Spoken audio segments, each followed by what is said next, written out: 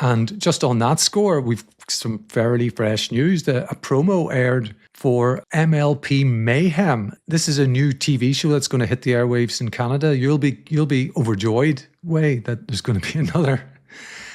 We don't know much, but another at least hour, I would say, of wrestling in the Canadian airwaves a week. So this was announced tonight, as I say, during the Global Wars show, and in a video voiced by Mauro Ranallo. And I will not try to do the voice. I cannot do the voice, but Mauro says, for generations, Canada helped define professional wrestling. And this is interspersed with some, legends like Flair and Roddy Piper and people like that popping up.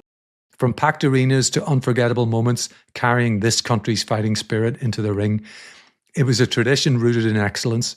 For more than 3 decades, Canadian wrestling has been waiting for a return to the national stage.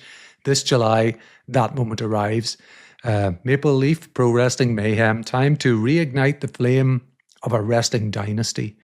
Premieres nationwide on TSN. A new era begins. New stars, new rivalries, a new standard. This isn't a comeback. This is a reckoning. Ooh. So, yeah. You know what? They should have got you to do the voiceover. I'm sorry. Oh, I love Mauro, but come on, Neil Flanagan. There's only one Mauro, Ronaldo. So they've also announced the first set of tapings here taking place from Windsor, Ontario at St. Clair College. Those will be taking place June 12th and 13th, and then August 7th and 8th. Again, they've announced the premiere for July. So, great. Excellent that this company that clearly is very young, but has clearly received a lot of investment in its production, is getting this airtime. We have no idea what airtime that may be, but the fact that it can attach itself to the TSN branding, is already, I think, a great accomplishment for it. Notable that TSN is the home of AEW, so it will be sharing a wrestling home with AEW. Now, again, we don't know what airtime, but they are. This was announced at a Global War show with MLP and Ring of Honor. So clearly, yeah. I wonder if there's any sort of blessing that might have had to be required in order for something like this to happen. But the two promotions reference each other, or at least MLP references AEW storyline, so it can actually work quite well in conjunction with each other. Yeah, I feel it's almost a certainty, although we don't know for sure, that there's some sort of arrangement. It may be an informal one between the two companies, because there's this talent sharing going on. We see Don Callis is up there, and Ricochet from the main roster was on that show tonight, and a bunch of people. Eddie Kingston and Ortiz were on it. Absolutely. It was a global show. So it's not just this. It's not just the folks who are normally on ROH each week. I feel there's going to be an arrangement here.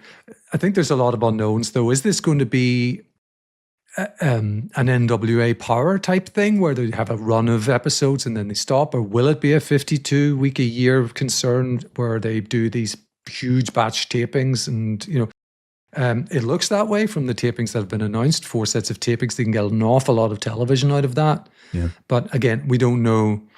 Is it a 2-hour show, 1-hour show? What are the prospects for this getting beyond Canada? People will be interested. Hardcore fans will be interested to see this, outside of... Not just for logistical reasons, but really just, I would say, for the current appetite of the wrestling fan, I would definitely suggest 1 hour.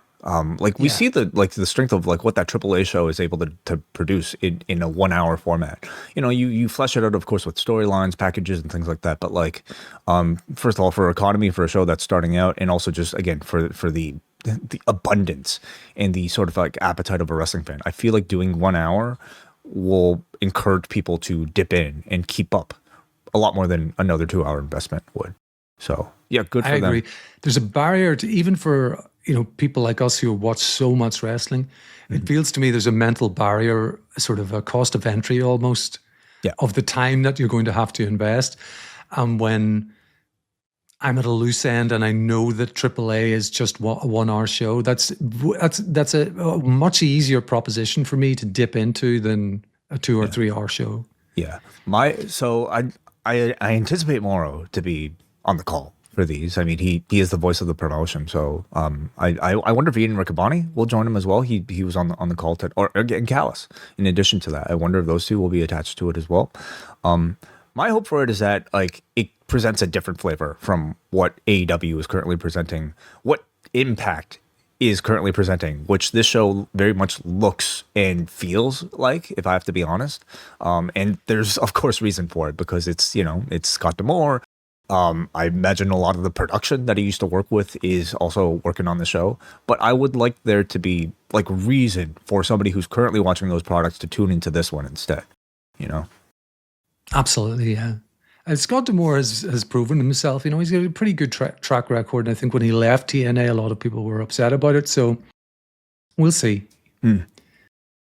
The Post Wrestling Cafe is your one-stop shop for all of the coverage that Post Wrestling has to offer. 2 big rewind-aways this month with WWF Insurrection from May of 2002. This UK-only pay-per-view featured the Raw brand going overseas and ending with the infamous plane ride from hell. Then we're going to take a look at AWA's Super Sunday from April of 1983. A new edition of Talk Can Be Yours, plus MCU Later, Book Club, and coverage of UFC 326, TNA Sacrifice, and of course, XL editions of Rewind a Raw, Dynamite, and SmackDown with all the news of the day. Join now at postwrestlingcafe.com.